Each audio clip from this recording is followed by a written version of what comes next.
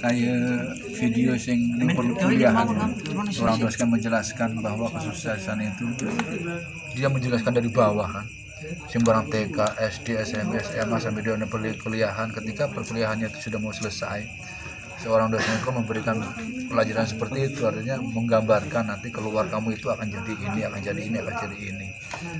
Akhirnya kan ada mahasiswa kan sing nyanggah bahwa kesuksesan itu tidak bisa diukur dengan umur, tidak bisa ditentukan. Kita keluar dari kampus ini kita bakal sukses, sekalipun istilahnya kan belajarnya sama, apanya sama, belum tentu akan menemui kesuksesan ketika keluar itu kan. Nyanggah kan ada kan sing salah satu mahasiswa yang bahkan dosen itu malah kegembang, artinya mengiyakan pendapatnya si mahasiswa tadi kan.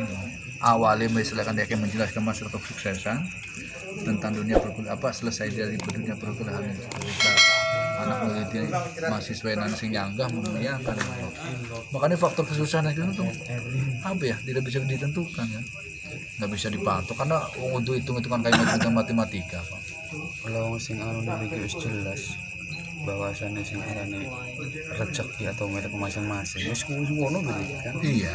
Masalah sukses karena beda-beda kan.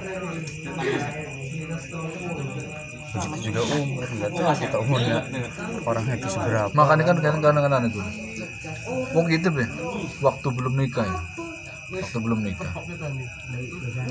kan jadi bahan gitu kan, bahan pembulian.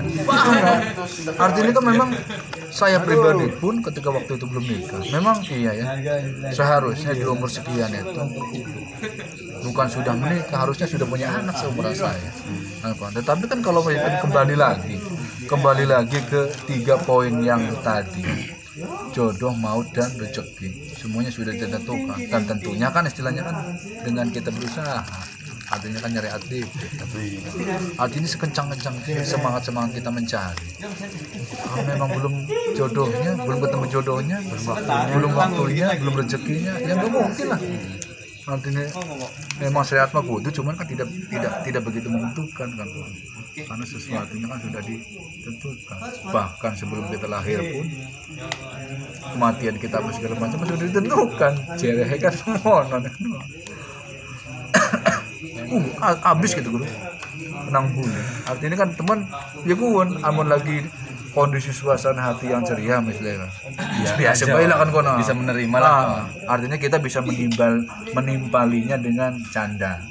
Tapi lamun ketika suasana hati lagi mamut lah kan kono ya, jadi bahasa Jerman mana.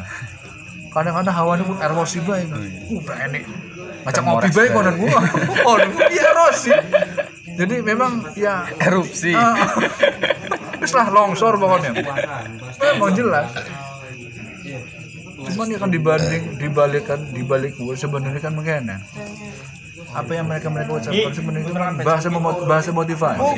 Cuman dalam kemasan yang berbeda kan. Artinya kan setiap manusia kan berbeda-beda karakter.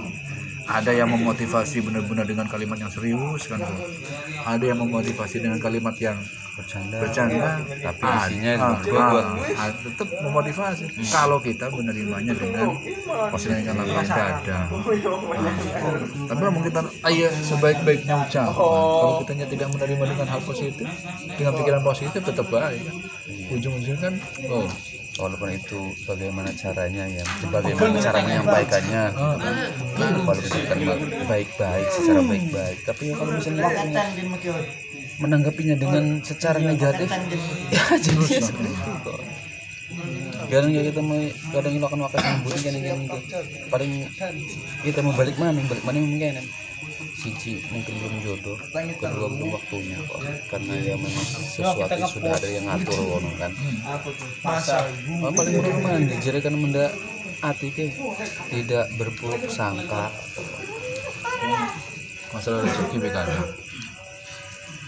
Masalah rezeki kadang-kadang heran gitu mah harus hidup hanya pada bayi nih istilahnya kan melangkahnya bareng apanya bareng kok kita ngomong konon kita ngomong kayak jangan duit tuyul tuh gitu.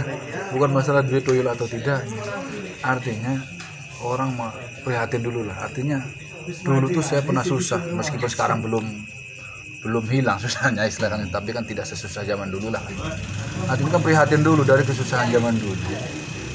Kita tuh prihatin nanti ke depannya kalau kita sudah bisa mencari nafkah, artinya sudah bisa bekerja, jangan sampai sesusah seperti yang dulu sebelum bekerja kan Bon.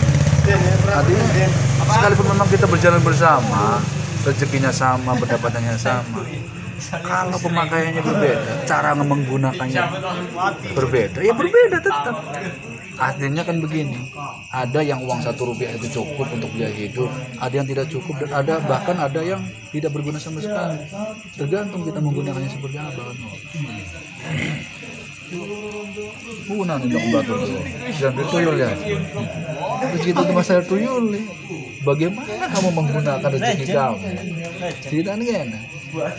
Sebanyak rezeki yang kita dapatkan, artinya uang yang kita dapatkan, kalau kita menggunakannya tidak maksimal, artinya kan tidak prihatin, kurang gitu. Artinya sedikit penghasilan kita, kalau kita cukupkan, insya Allah cukup. Kalau kita cukupkan, ya, kalau kita bilang nggak cukup, ya nggak cukup. Tetapi kalau kita mencoba untuk mencukupkan apa yang kita dapat, cukup. Ya harus seperti apa kita menggunakannya, biar cukup pendapatan kita sekian. Kalau bisa, istilahkan bukan hanya cukup, kita bisa membantu orang lain. Dan kalau bisa juga kita bisa menabur dengan pendapatan kita seperti itu. Kalau lamun diukur-ukur ya. Kalau Badrus yang pernah ngomong puji gitu, bro, kalau dibanding saya dengan kamu, kayaknya pendapatan saya itu jauh di bawah kamu. Saya lebih sedikit di bawah kamu. Kalau kamu istilahnya memandang saya, kok kayaknya hidupnya enak apa segala macam, dengan pendapatan saya yang jauh di bawah kamu, ya mungkin ada yang salah dengan cara hidup kamu. Nah, sama. Karena lama diukur pendapatanmu cilik dari dibanding wong hebat terus ngomong gue. Cuma itu kan aduh gitu kan ngangguan kan urusan. Jadi kesimpulannya begini, dalam hidup itu kita harus prihatin. Artinya kalau kita pendapatannya segitu, sesuaikan dengan gaya hidup kita. Susah kita yang lalu, jangan sampai susah kita yang sekarang. Usahakan seperti apa, prihatinlah dulu. Karena kesusahan seseorang itu tidak bisa dibandingkan atau disamakan dengan kesusahan orang lain. Titik kesusahan seseorang itu berbeda-beda. Kalau kita tidak bisa bahagia seperti orang lain, bahagialah dengan cara kita sendiri. Jangan sampai kita susah untuk yang kedua kali. Karena hidup itu sawang penyawang. Orang anggap kita enak, kita anggap orang itu enak, belum tentu dalamnya enak. Karena pada dasarnya hidup itu sawang penyawang. Prihatinlah dulu untuk hidup ini. Kalau kita nggak prihatin, nggak didasari dengan keprihatinan, gaya hidup kita itu akan tidak terkontrol. Jadi kesimpulan yang tadi saya simpulkan itu, jangan dijadikan tolak ukur untuk kesimpulan sendiri. Artinya semua orang bebas beropini.